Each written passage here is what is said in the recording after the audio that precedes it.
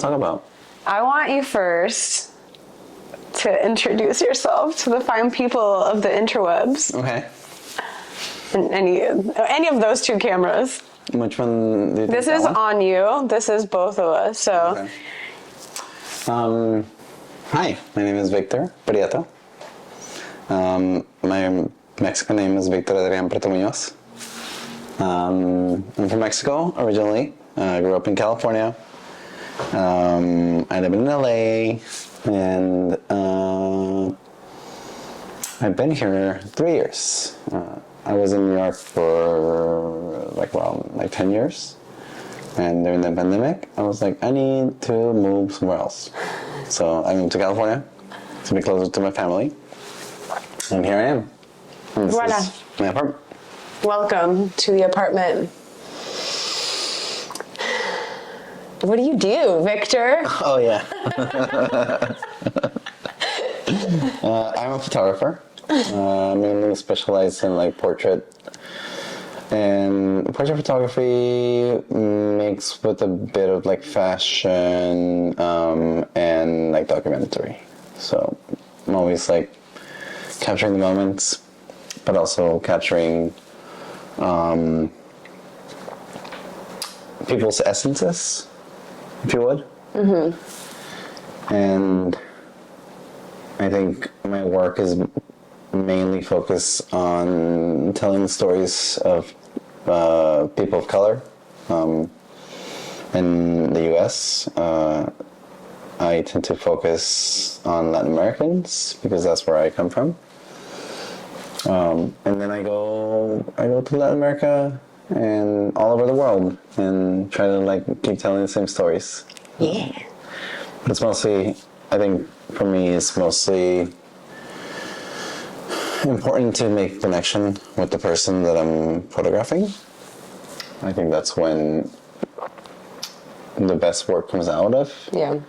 When you can make a connection and really feel their story and really look into who they are. And that's what I always try to do. Who have you shot recently? What? Recently I've been on like a bit of a hiatus in the creative aspect. Okay. But I guess a couple of weeks ago I was in Mexico City and I reached out to this male model. His name is Michael. And he is with an agency that represents a lot of Mexican talent that usually is like unconventionally, I don't know, maybe like that's the wrong word. They focus a lot on like Mexican talent that looks Mexican, that looks like people that are from Mexico, and not necessarily the norm of Eurocentric beauty. Yeah. So I reached out to him and I was like, hey, let's do a shoot. Let's meet at downtown Mexico City. Let's get on the metro. And yeah, it was really fun. I shot it all on film. I'm still editing a lot of it because after Mexico City, I went to Puerto Rico. So you've been busy. Yes, I'm finally home, and this next week is gonna be computer work. I'm gonna go into the darkroom, print photos, and make contact sheets. I recently been going back to my roots of really, I guess like the post process is more, I would say, more productive when I am somewhere physical than when I'm in front of my computer. So me going back to the darkroom after probably like 3 years since I moved here, it's gonna be interesting because I don't remember how to do most of it. But it's like riding a bicycle, you know? It's like once you start going, you go. But yeah, I usually tend to focus on like traditional processes. So you get a roll of film, you put it in a sleeve, you make a contact sheet. And then you look through it with, like, on a light table with a loop, with a wax marker, and then you, like, make the selects on the actual paper. And then that's where you choose which ones are gonna enlarge, because the images are literally like the same size as the negative. So yeah, I'm super excited to do that. And yeah. And you're going to be developing the film that you shot in Mexico City, or do you have more beyond that? I already developed the film. Oh. Yeah. Oh. Yeah. Well, the thing is, like, it's kind of hard to travel with, like, undeveloped film. That makes sense. And my friend told me about a lab in Mexico City, so I just went and dropped it off. Okay. Nowadays, I drop off all my film at labs. Okay. And there's plenty in LA, there's plenty in Mexico City, in New York. When I used to live in New York, I was a crazy person, and I processed all my film myself. Wow. And yeah, it's not really super productive. But I'm still gonna print it, so that's okay. Yeah, that's all that matters. Yeah. But usually it's like printing, scanning, and that's how you like digitize everything. Okay. Yeah.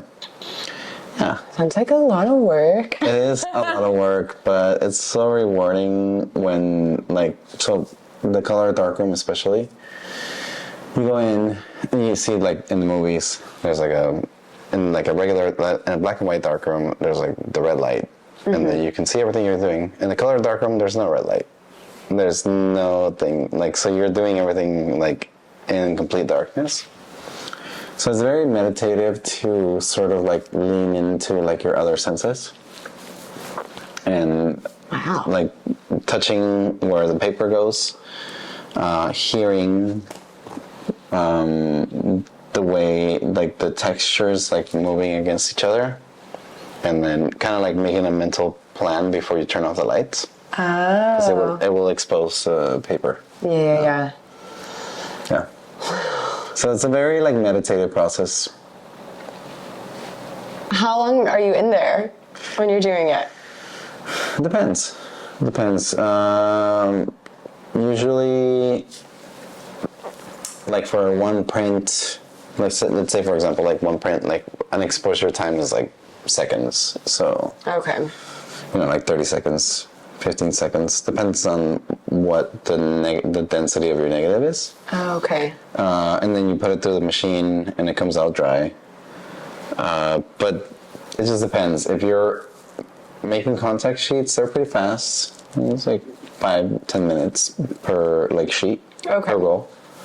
If you're actually making, like, final prints, they can take up to, like, 3 hours, because you're constantly, like, you're making a print, looking at it, and you're like, okay, I gotta change this, and then when you go into exposure mode, like, and so sometimes it's better if it's, like, longer, because it's like, oh, you gotta, like, make this part darker and this part lighter, and then as soon as, like, the light turns on and the paper starts exposing, you have to, like, do all these movements to block the light and, like, change things to make parts of the image brighter or darker. Okay. Yeah. Wow. Yeah, so then you, like, it's like trial and error. Then, like, you expose it, you put it to the thing, and you look at it and you're like, that part needs to be lighter. You go back and you have to remember all that, and then you do it again. Oh my god, I did not know that's how it works. Yeah. That sounds like it takes forever. It does. But like I said, it's, like, very meditative. You put on music. I usually try not to use music because I want to hear what I'm doing. Okay. But once you get in the zone, then you can turn on music, and then it's, like, just going. Yeah. How often do you do that? Like I said, I haven't done it. I haven't done it in, like, 3 years. But before, when you were... Pretty often. Okay. Yeah. Yeah. That's how I learned photography. Oh, okay. Yeah. Did you go to school for photography? I did. Okay. Yeah, I don't think I've ever, like, talked to you about that. I did. I went to the Academy of Art University in San Francisco. Oh. Okay. Actually, no. You did tell me that. Yeah. You totally told me that. Yeah, when I learned, basically, like, when I went to school for painting. Okay. And my first semester in San Francisco, they were like, oh, like, you need to take an elective. So I was like, okay, electives in art school are like different, like art forms, right? Yeah. And so I was like, okay, well, I've had a camera like my whole life, and like I had like point and shoots, and I used to take pictures of my friends in high school when I played in a punk band. Nice. But I was like, I want to learn how to properly use my camera. So I took like photo 101, and then immediately like fell in love. Dang. And I was like, I would rather be out taking pictures than be in the studio painting. Yeah. Yeah. Same. So yeah, so I rolled with that. I changed my major, and then I just like started pursuing it fully from there. That's awesome. Yeah. But I still paint. I still do a lot of other mixed media stuff. What kind of stuff do you make?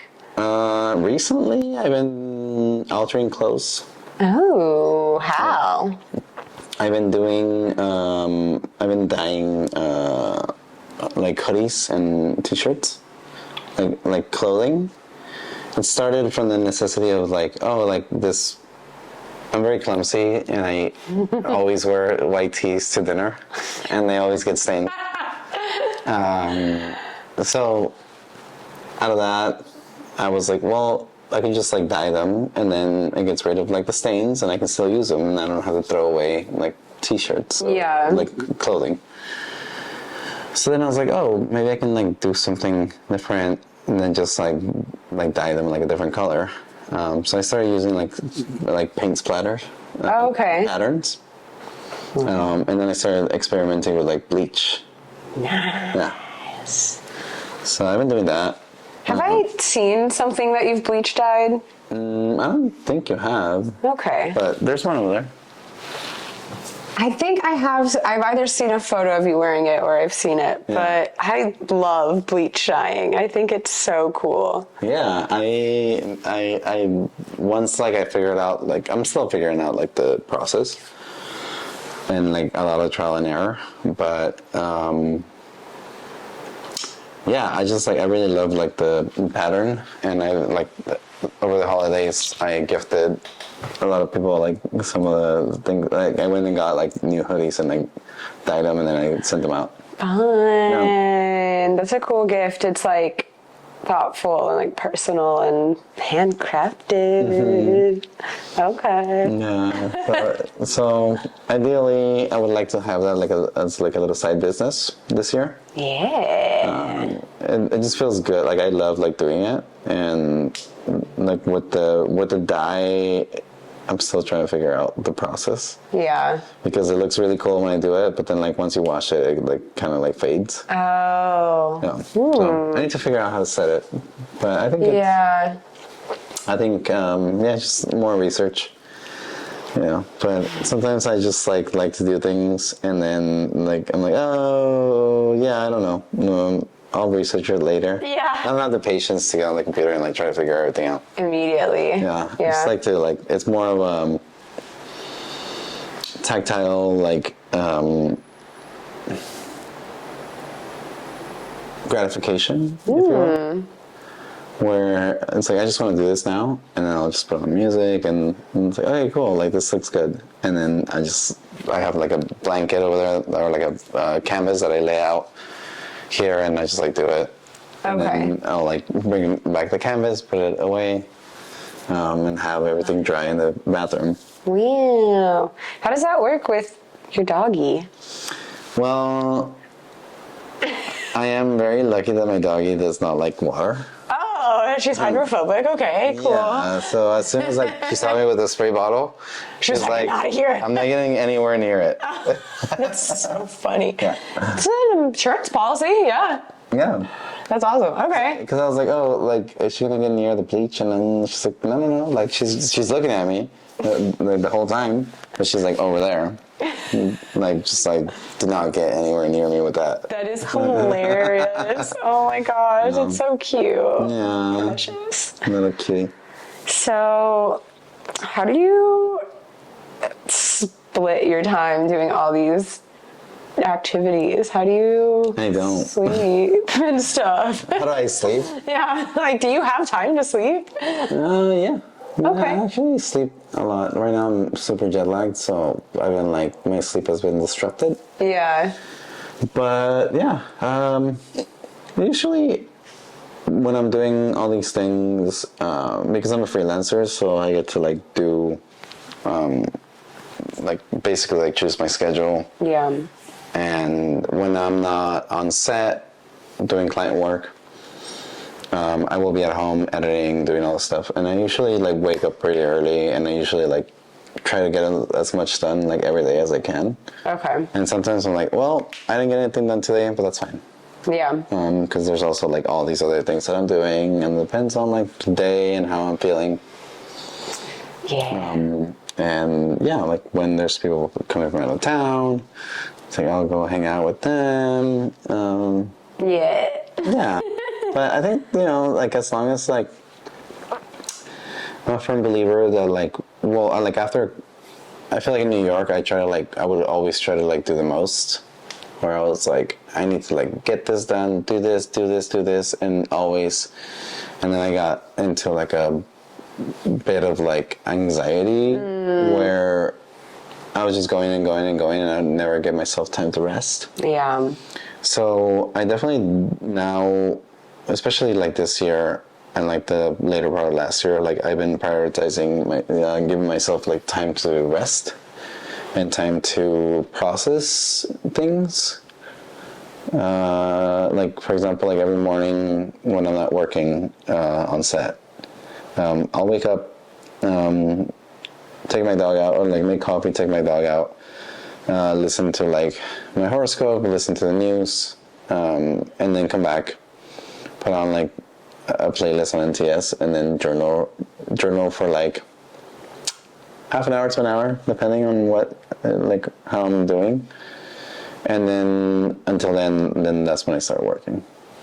So I really prioritize all that. That's awesome. Yeah. Sounds like a nice routine. Yeah, sometimes, it doesn't happen the exact same way, but... Yeah. I mean, if you try to do it the exact same way, then it becomes like, feels like an obligation instead of something that you're doing out of desire. I don't know, maybe that's just my perspective. Absolutely. Yeah, I think for me, I usually like take every day like differently, and I'm always like striving to become better with my craft, with my creativity. And I think a lot of the times, like, my creativity comes from, like, reactions, rather than, like I am trying to be more intentional about, like, what I want to create. But sometimes, and what I mean, like, by reactions is that, like, sometimes I'll be like, oh, like, I'm feeling this way. Like, I want to grab my guitar and play some music, or I'm feeling this way, I'm gonna grab a hoodie and like dye it, or like I'm feeling this way and I'm gonna go edit some photos, or I'm just gonna go walk around and like look at the world. Ooh, yeah. Yeah, it just depends. So you're kind of like always doing something, but in a way that is with less resistance. Yeah. Yeah, I've tried the, like I said, like in New York, I tried the super like hyper-focused mentality, and it just didn't work for me. Yeah. Yeah. It was just like, it works, like I do that like when I'm on set, when I'm like working, and like when there's like a purpose and a goal and like we're getting things done, yes, I can do that. But like on my everyday life, like I'm usually like trying to be like, okay, when am I gonna go to the gym today? And I have to admit I haven't been going. but yeah, I don't know. I'm trying. Yeah. Yeah, but I don't know, it feels good. I'm actually excited. Like now that I'm back from Puerto Rico and Mexico, to edit all these photos, to work on these new creative projects, and I got some ideas when I was there. I want to make some zines. And I want to like do some collaborations with some friends. I met, I didn't actually meet him, but like I'm online, like I met this like really cool like graffiti artist in Mexico City. Oh, nice. Mainly because I was like in an Uber, like running an errand, and I was just kind of like dazing, and I looked up and there was like this really cool mural that was like very witchy and almost looked like witchcraft symbols on the wall. Okay. And like gigantic. And I was like, yo, what the fuck is that? And so I took a picture of it, and then I was like, wow, that was cool. And then we're like in the middle of traffic, and then maybe like 5 minutes later I looked up again and there was a different one, and I was like, that's the same artist. And I was like, what the fuck? And I was like, well, but I couldn't get a picture of that one. It was too fast. And then like 10 minutes later I looked up and there was a different one. And I was like, yo, what the fuck is going on? Like, why, like all these like different symbols that are like popping up, and I've been doing a lot of like divination and like magic and witchcraft and all that stuff. So I was just kind of like, what is the universe trying to tell me? And then, yeah, I just like kept seeing them all over the city, and like I was like, I've been here for a week, I haven't seen them at all. Interesting. So then I kind of like did like a Google reverse image search, and I found the artist. Ooh. And then I followed him on Instagram, and then he started following me back, and then we started DMing. And he's like a nature of graffiti artist. He doesn't want to give like an identity out. But I talked to him and was like, hey, like I'm gonna leave tomorrow, but next time I'm here, like I would love to do a collab, and like I don't know what that entails, like as a photographer and a graffiti artist, because again, I really can't take pictures of him because he doesn't want his identity revealed. But I don't know, maybe I can like go with him at 3 a.m. and climb like on top of buildings and like document something that he's doing. That sounds awesome. But we'll see. Yeah. We'll see. Only time will tell. When are you planning on going back? To Mexico City? Yeah. As soon as I can. Okay. Yeah. Before May. Okay. Yeah. Before it gets warm. No, well, I have to be back in May because of what? Oh, okay. Yeah, but before that, I can go. Yeah. Yeah. Yeah, we'll see. Okay, that's exciting. Hopefully work takes me there. Yeah. Yeah, I'm gonna like manifest it, like take me to Mexico City. Because Bring me there too, please. It's happened before. Yeah. I went there last year for work. Yeah, we'll see. Okay. When you started with photography, did you know what style you wanted to practice? Absolutely not. Okay. How did you arrive at like what you're doing now? What was your journey? I think it's a matter of growing as a person. I think when I first started doing photography, I was doing a lot of like street and like documentary photography. And I think during that time, I wanted to be like a photojournalist. And then I saw what like photojournalists do for a living. And I was like, I literally can't be like exposed to like that much like heartbreak and pain, and then going up to people and photographing them while they're doing that. Yeah. So then I pivoted to doing like street photography and like in a fine art way. So I was doing that for a while, and then I went to New York, and I started assisting a lot of fashion photographers. And that's when I learned how to do all the lighting that I know how to do. And then I started really liking that aspect, but I never really wanted to be like a fashion photographer per se. Where I'm like, I am a fashion photographer. No, like I've always been interested in people. And like just like listening to like their stories.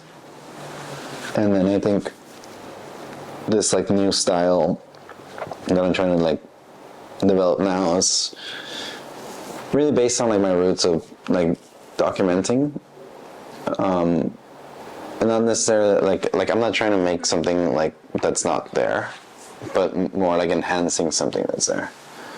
So Okay. yeah, like for example, like a lot of commercial photography, like movies, like it's like staged. So it's like you want to like make it look like this, that's fine. I don't have any problem with that. And I do it every once in a while, like for clients. But I think for me, like, and what really drives me is to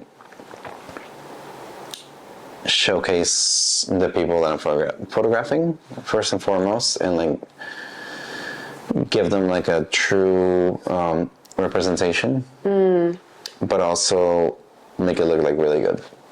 And that's what like my like the fashion background comes in, where I can go into any situation and make it look really good. Yeah, but I don't know. I mean, I think when I get old, maybe like when I'm like in my 60s, I want to like wear a suit every day and just travel and like do street photography.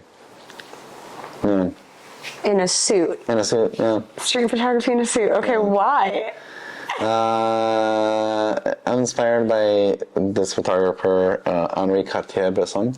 Okay. He was like one of the like OGs, and it was like in France, like in like the, I don't know, like 30s, 40s. I guess everyone wore suits back then. You can bring it back. Yeah. It could be a style icon. Yeah, I mean, it's not gonna be like a traditional suit. Like it would be like more like a like undercover or like Issey Miyake like suit. Oh, okay, that makes sense for you. I feel that. Yeah, like it's not like it's gonna be baggy as fuck, and you know that. No, we'll see. It's gonna be like a street style suit to go with the street photography. Exactly. Wow. There you go. There you go. That's awesome. I can picture it, really.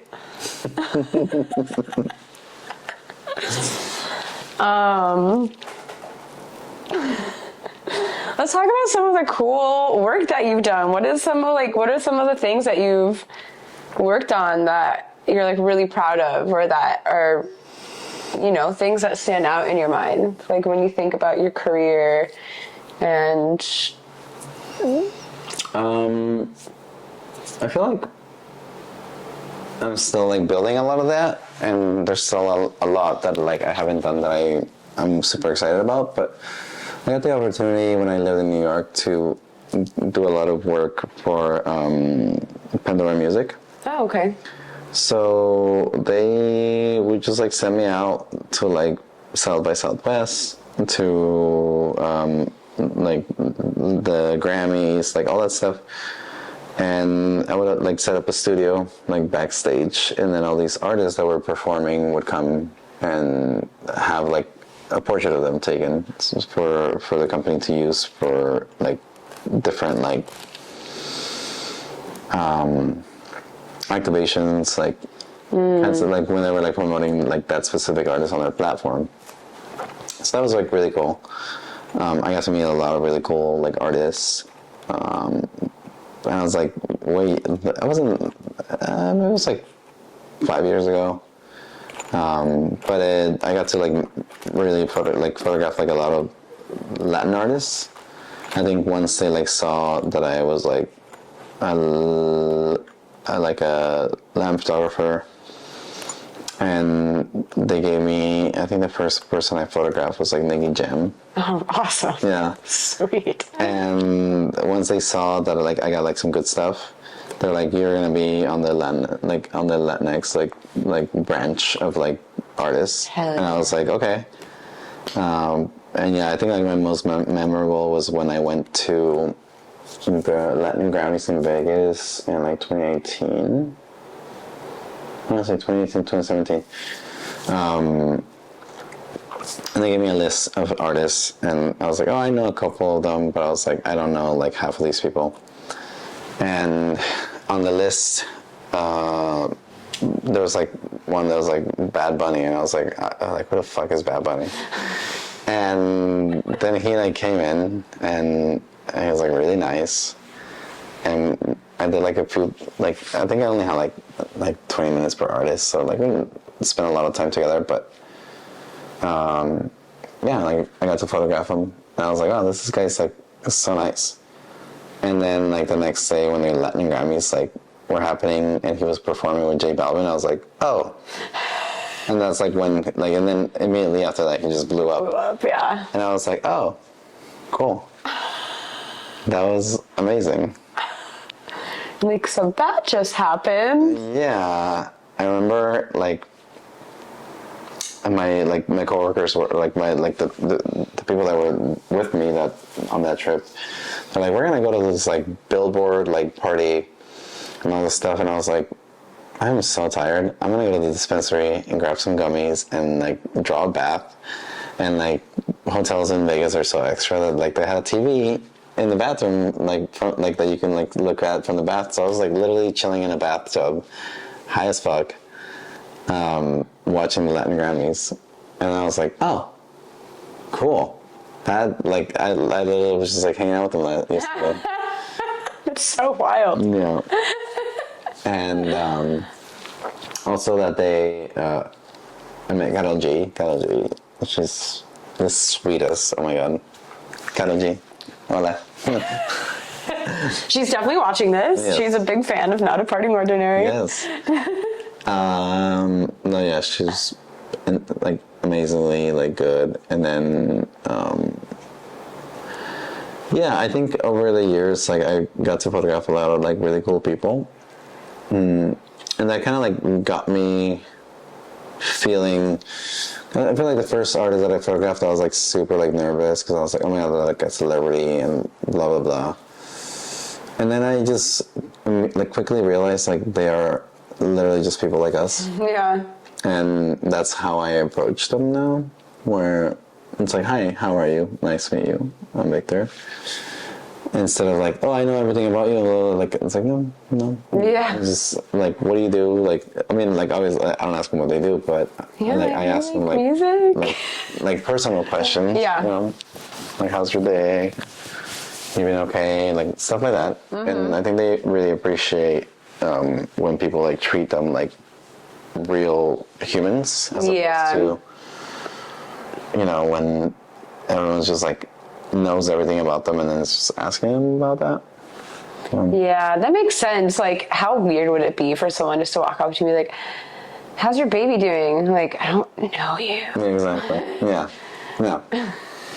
And you know, like when like entertainment like interviews definitely have like they have to like ask those questions. Mm-hmm. But when we're working together on set, like I'm not interviewing you for anything. I'm just like trying to like connect with you. Yeah. And make like some good photos. Yeah. For sure. Yeah. That's fun. Yeah. So how did that work differ from the work that you're doing with, you know, when you're traveling and you're meeting people and shooting like film, and or is it like kind of the same? Like it's the same. It's the same. Yeah.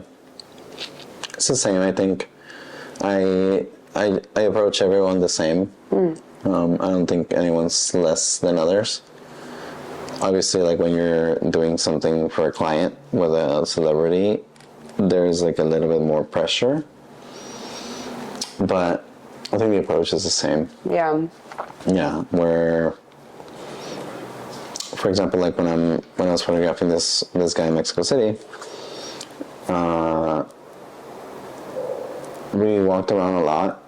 And in between, like, when we were shooting, I was just asking him, hey, what's going on? What's your life? Like, what's going on? What are you doing? I haven't seen you in a while. Like, let's catch up type of thing. Yeah. And then it was just, like, we're just having a conversation and having a connection. Yeah. And I was like, hey, you're hungry? It's like, yeah, like, let's just take a break. Let's go eat. Like, where should we go eat? And it's like, oh, I don't know any places around here. I was like, well, that place looks good. I was like, oh, yeah, it does. And then we walked in, and it was really good. And we had, like, a meal, and we talked. And, like, I wasn't photographing during that time. And I think it just like it makes people feel more comfortable. Mm-hmm. When we started like photographing again, I think he felt more comfortable like with me, and just like in the way that like what we're trying to do. Yeah. Yeah. Dang, that's awesome.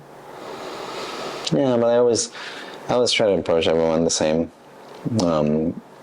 I've been recently working, well, not recently, but it's a long ongoing project of my family. Ooh. I have a huge family. My parents had 12 children. 12. And these past holidays, my family from Mexico came to the U.S. and we spent it together. And just like when we're hanging out, like I always have my camera. I'm always like photographing them. It's sort of like in a way of like documenting like my family life in the way that like when you look at like old photo albums and like your parents used to like literally use the same like point and shoot cameras with film and then get them developed and then like grab the photos and like stick them in the albums. Yeah. And like there's like the little sticky albums or like, you know what I'm talking about? Yes, they're so awesome. Yeah. And like I think it's like a long-term project, but I want to make a book out of that where I actually get one of those old like albums and make the edit that way, or like stick them together, and then it'll be like the maquette, and then scan the albums to like make the actual book. I love it. I think that'd be so cool, and like to have that documented, and also to like share it with other members of your family. Yeah, it's super cool. Yeah, the other thing is like I always say like it's like a long term, but I'm like, when do I stop? I don't think it's ever gonna stop. Well, maybe you just do like volumes, you know? Right. That's a good idea. Like volume 1, this is like this. Like so far. Yeah. And, like keep going. Yeah. That's actually like a great idea. Wow. You heard it here. You heard it here. You heard it here first. I feel like that's why it's important to talk about the things that you're working on, because everyone has such different perspectives that someone might say something and maybe you like disagree with it, but maybe it gives you like a different idea because you're like, ooh, no, but now I know what I do want. That could be a thing.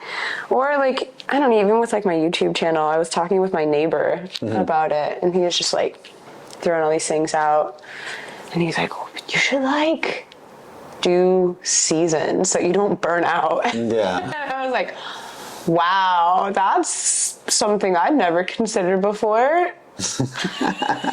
I would like to burn out, please. 1 order of burnout with a side of exhaustion. Yeah. No, yeah. So I'm always trying to talk to people who I feel like have different perspectives on things to kind of mull things over and refine the ideas that you have for what you're doing. Yeah. I think it's important, like definitely like brainstorming and like it's just like such a big part of the creative process. Yeah. Especially when you're like, I don't know, like maybe you are unclear about like something that you're working on, like right now. And you're like, maybe we can just do volumes. I'm like, oh, that's good.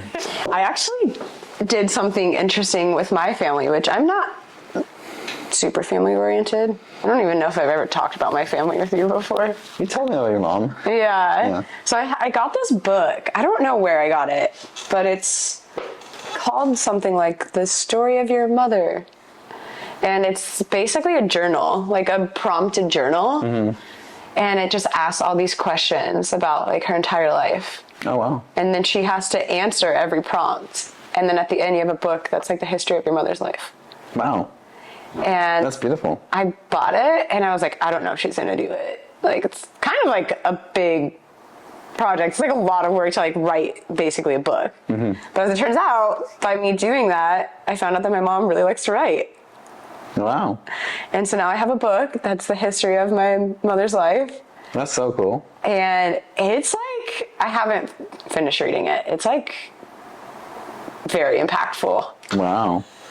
Do you like see a lot of yourself in it? So far, no. There's been a lot of surprises and like things I've never thought about her life, and she's never shared before either. Yeah. And maybe it's because I haven't asked certain questions, or she didn't think about it until like being prompted. Yeah. And I feel like I learned so much about her as like a person. I'm like, whoa. And she's gonna watch this, and then she's gonna know that because my mom watches every video. Nice. And I can't wait to see what she says, because she's always like, oh, I watched this last video. Like, that person was so interesting. They're so cool. And then I try to like tell everyone what my mom says because it's like nice to know. Yeah, absolutely. Yeah, I think like ever since I moved to LA and I'm like gotten closer to my family, I've definitely been like prying more in like my parents' life, and I learned a lot of things that like I did not know like my whole life. A lot of traumas, a lot of things that were like difficult that I never knew because I was like the baby of the family. So I wasn't really exposed to like the hardest parts of like my family's history. But yeah, and then I think like now that I'm like an adult and I can like understand like the struggles better, it's easier for me to be more empathetic and to be like, oh wow, like that's wild that like you had to do that. And you know, when you're young, like your parents are just like nagging you, and then you're just like, leave me alone, or like You don't know anything. yeah. Get it. And then I'm like, damn, like I've had it pretty fucking easy compared to that. I mean, obviously, like it's not a comparison, but Yeah. But if you look at like things in context, you're like, whoa. yeah, and they lived a different life, and they lived a different life in order for me to live this life. So I'm always grateful, and I always tell my dad especially, because he sometimes feels like he didn't do enough because he wasn't around. Yeah. But he wasn't around because he was hustling in the U.S. to give us a better life. Yeah. You know. And yeah, and I always tell him like I would not be here if it wasn't for you. So. Thanks, Dad. Yeah. Gracias, Papa. We're gonna hang out here together. Yeah. Yeah, and I think my friends are pretty proud of me. They've always been very supportive. They never were like, "Oh, you're gonna go to art school." They're like, "If that's what makes you happy, like, do it, and you know, we'll figure out the rest later." Okay. And I feel like now that like I'm actually making a living out of it, they're like, "All right, cool." I'm like, "That's it," and like you're happy and you're doing what you want. Yeah. You know, and they love me like take photos of everyone. Yeah. bringing them photos. You know, so. It's gonna be cool when you make those books, and then you can start kind of like a family library. It's like a cooler version of a family tree. Yeah. Yeah, and I was inspired because like every time I go, I rummage through like all my parents' stuff, and I find like the albums where like when I was a child, and I'm like looking through, and I was like, oh shit, like that's like I was like so little, and then you know my mom would be like, oh, like that day we went to the park, blah blah blah. Like it's like all these memories that they collected. Yeah. Where I hope that like, you know, I can keep doing that so that like then like newer generations can like have that same experience that I had. Yeah. You know? That's cool. Honestly, yeah. It's weird that our parents took so many photos of us, like, in a certain way that it's like memorialized almost. But like our generation is just like all these photos of like random stuff on your phone. It never gets printed, never gets stored, it never gets like treated the same. Yeah. Yeah, I think it's more of a, I think this is the nature of like shooting film. Yeah. In a way that like, it's more of a physical practice than, you know, when you're like, yeah, you take photos on your phone and you can share them and people see them. But if you lose your phone or if you don't have like storage, they're gone forever. I mean, Yeah. You know, if you get your house gets flooded, your negatives will be gone forever too, and that's true.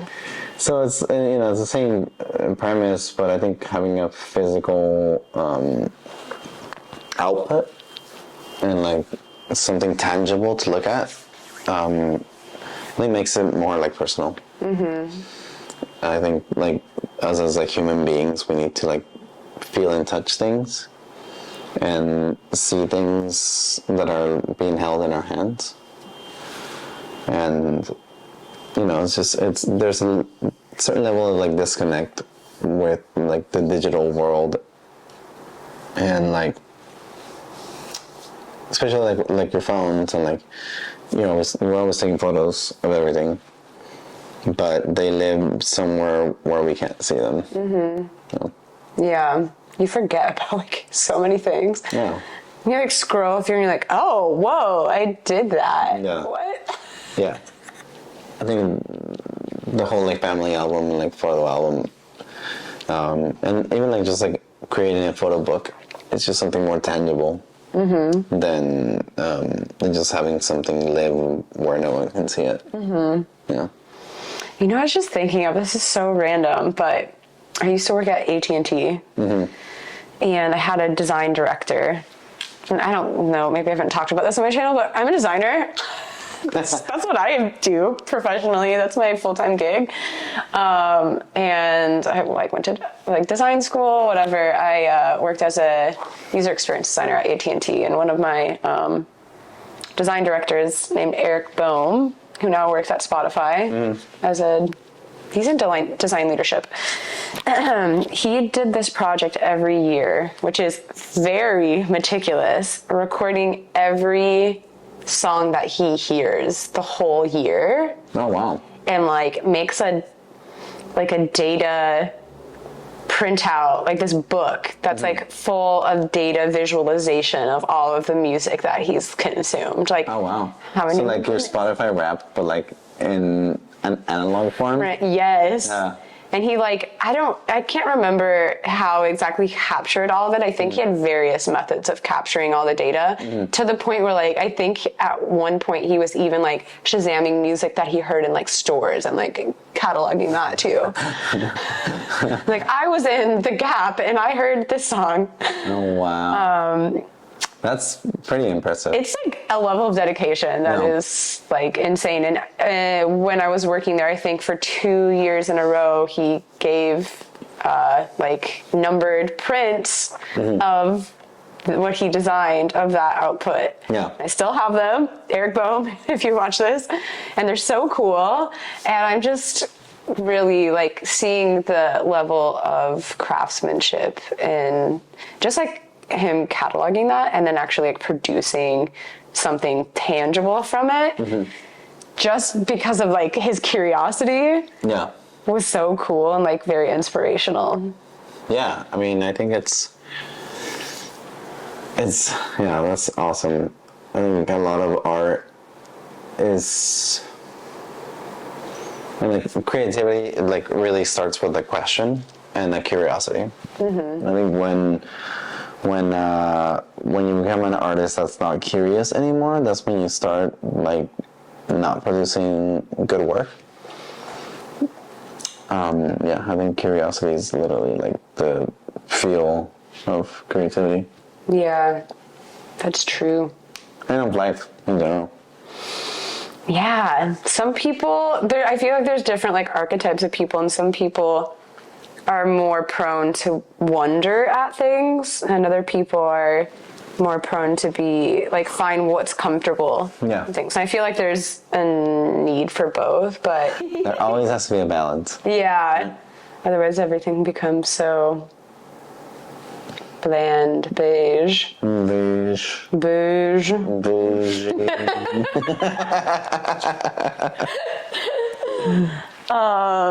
What are things that you're deriving inspiration from lately? Like anything. Like I keep telling everybody who will listen for some reason, I don't know why, but I'm like obsessed with cumbia right now, and it's just like giving me so much life every day. I love it. I've been reading a lot lately.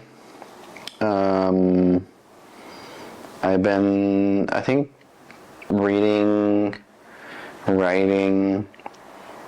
Music is definitely a big inspiration to me. I think also just I've been like looking into a lot of like philosophy and like metaphysical like theories and what some people call magic, what other people call brujeria. I've been like doing a lot of like tarot, like divination, and I think that's a lot of like what's inspiring me to like keep going. But also, I don't know, just like being grateful to like be alive and being grateful to be in a place where I am comfortable and I have a lot of blessings and I have a lot of friends and I have a lot of like people that love me and I love them. So I think it's also, yeah, like just love for life and love for people and love for community. Yeah. Yeah. Do you feel like you have a good community here? I'm building it. I think it takes time, especially like when you spend a lot of time in like a different city. Yeah. Where I feel like my community in LA is based out of a lot of people that don't live here. Oh, okay. But also like that live here. And I think New York and LA like intertwine a lot. For example, like one of my good friends from New York was staying here last week, where I just told her like, hey, like I'm out of town. I know that like you might need a place to stay. Like stay at my place. And she's like, amazing. Like I appreciate that so much. And then a lot of people like from New York come to work here. Yeah. And I work with them and they're always like, or like, for example, like right now, like my friend from Seattle just got here and we're going to hang out. So it's just kind of like one of those things where I feel like my community is like a lot of people that I know from like everywhere else that come here. Yeah. And then also like the people that live here who I met through my community, like my like remote community. But I'm always like just building that like I guess like global community, you know, where you know my friends from like Mexico City are like, hey, I'm gonna be in LA. It's like, yeah, let's hang out. Or like, hey, you need a place to stay. Or hey, I'm going to Mexico City. Like, are you around? Like, yeah, let's hang out. Like, let's do this. Let's collaborate. So I think in that sense, my community is like extended in that way. Yeah. Like, yeah. I do. Yeah, I feel like... I mean, including you. Yeah, I know. We met for the first time in Mexico City. Yeah. Which is so wild. Mm-hmm. It's kind of hilarious because you were living in New York. I was living in Austin. Yeah. And then we met in Mexico City. Yeah. Neither of us knew we were both going to end up in California at that time. We were just like, yo, what's up? Yeah. And then I think, did you move here first or did I move to California first? That I don't remember. I feel like I moved to California and you were like, oh, I'm actually moving to California too. And I was like, oh, awesome. Yeah. That's perfect. This worked out quite well. Yeah. Yeah, I think so. Yeah. It is like something that I think about a lot, that it's cool to have friends everywhere because then you go places and you get to connect in different spheres. Yeah. But sometimes it's like, I wish I could hang out with so-and-so, but they're like in Norway, and you know, I don't really have plans to go to Norway anytime soon, unfortunately. That's the downside. Yeah. But I think, you know, it evens out when, because people are gonna like, they're doing their own thing, you know, and like it's like, yeah, like one like my best friend lives in New York, you know? Mm-hmm. And I don't get to see him that often, but at the same time, it's like every time I go there, like I know he's gonna be there. Yeah. And every time he comes here, like So it's one of those things where, it's like a big community globally, and like on my day to day, like it's there's definitely like plenty of people that like I love here and I like building relationships with, and then I extend that network to them. Where like someone's like, hey, I'm gonna go, like for example, like one of my other really good friends from New York, like just in Mexico City, and I'm like, hey, like let me connect you with this person, let me connect you with this person. One of my friends from here is in New York now, and I was like, let me connect you with these people. So it's kind of like a communal like network where I can share like multiple resources, especially for people that are like traveling and like doing something and like, oh, I don't really know what I'm doing here. It's like, okay, like my friend will like take you around and stuff like that. Yeah. Just like when you like connected me with your friend in Mexico City. It's like that mentality. So, yeah. I love it. Yeah, because it's like, I can't hang out with you, so like you should hang out with someone that I like, because you're probably going to like them. And then you guys can be friends, and then you can tell me about you guys being friends, and it's like gonna make me happy. Exactly. At least someone's getting to hang out with you. Even if I can't, you're like the stand-in, the stunt double. Yeah, exactly. Yeah. So, if you had any advice for someone who wants to do what you do, live how you live, adopt life philosophies that you hold, what advice would you give them? Yeah, that's a hard one. I think, I don't know, I always think about like my mentors and when I was like younger, and still now, like the mentors that like have guided me. I think you just gotta be like really true to yourself and really like, if you want to do something, just do it. And if you don't know how to do it, just do what you need to do to like figure it out and practice it. I think life is a practice, and I think that like you're never gonna be able to get somewhere if you don't actually like go and do it. And I think just like staying true to yourself and like moving with honesty, moving with intention really gets you in the right places. Yeah. It's like don't do, like if you're like, for example, like if you're gonna be a photographer, like do the work that you want to see in the world. Do the work that like not copy like the work that you like, but do the things that you want to see. And I think everything else just kind of like falls into place. Yeah. Okay. So my last question for you. So this is gonna be 4 hours. 4 hours. We're at hour number 2. So I could ask you more questions. I could talk to you for like 2 weeks. So. Right. My last question is: when you go to the airport for a trip, who's your ride to the airport? No, that's a loaded question. Who's my ride to the airport? Yeah, who takes you to LAX? Depends on who's available. Yeah. If I'm traveling for work, I just take an Uber. Yeah. Because I just expense it. Yeah. But yeah, it just depends. It depends on a lot of my like network here, and my friends are like mostly like freelancers. Oh, okay. So yeah, sometimes like like they will like sometimes like they're working, so it's like no, I'm not gonna like ask you. But a lot of times,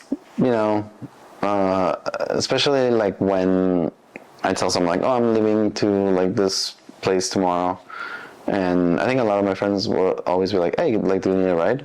I'm like, sure. So it's just like it depends on like who asks. Yeah, for sure. That's awesome. But I also like always do it for my friends. Yeah. Where it's like, I'll pick you up, or I'll drop you off. If I'm not doing anything, Yeah. sure, why not? I love it. An love airport ride, like especially picking people up from the airport. Yeah. Then you're like, tell me everything. Now. Yeah. It kind of sucks like driving there by yourself, but then when you like pick them up and you're like, hey, what's up? Like, Yeah. sometimes like good in and out, like. But yeah, if you are watching this and you want me to pick you up from the airport, try to fly into Burbank. Yeah. It's like 15 minutes away. Be strategic about the airport you fly to. No. Yeah, but if I love you enough, I'll pick you up anywhere. Okay. I'm gonna test this theory. You said anywhere, you heard it here. Yeah, I mean, I feel like right here, like from LA, like I feel like my max radius will be like Tijuana. Okay. Yeah. So I won't ask you for Vancouver then. No. It's like impractical at that point. Yeah. Well, I would have to like fly there. Yeah. Rent a car to pick you up. Yeah. It would be a good story. Yeah, it could be. Okay. Yeah. Yay, thank you. Thank you.